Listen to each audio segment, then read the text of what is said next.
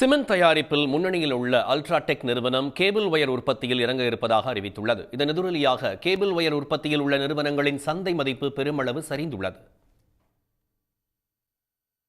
இந்திய தொழில் மற்றும் வணிக சந்தையின் முன்னணி நிறுவனமான ஆதித்யா பிர்லா குழுமத்தின் ஓர் அங்கமாக உள்ள அல்ட்ராடெக் நிறுவனம் சிமெண்ட் தயாரிப்பு மற்றும் விற்பனையில் முன்னணியில் உள்ளது.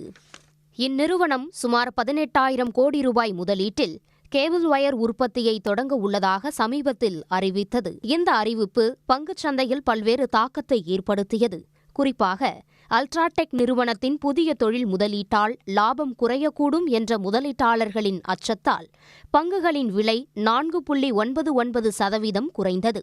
புதன்கிழமை 10,968 ரூபாயாக முடிந்த அல்ட்ராடெக் பங்கு விலை வியாழக்கிழமை 547 ரூபாய் குறைந்து 10,420 ரூபாயாக சரிந்தது. கேபிள் வயர் உற்பத்தியில் களமிறங்கும் அல்ட்ராடெக் நிறுவனத்தின் தாக்கம் ஏற்கனவே கேபிள் வயர் உற்பத்தியில் உள்ள சில முன்னணி நிறுவனங்களின் பங்கு விலையை பதம் பார்த்தது. பாலிகேப் இந்தியா நிறுவனத்தின் பங்கு 18.84%, ஹெவல்ஸ் பங்கு 6.27%, பினோலெக்ஸ் கேபிள் பங்கு 6%, ஆர்ஆர் கேபிள் 19.8%, கேஇஐ இண்டஸ்ட்ரீஸ் பங்கு விலை 21% சரிந்தன.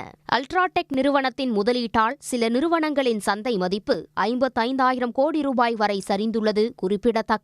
உடனுக்குடன் செய்திகளை தெரிந்து கொள்ள சன் நியூஸ் பெல் ஐகானை கிளிக் பண்ணுங்க.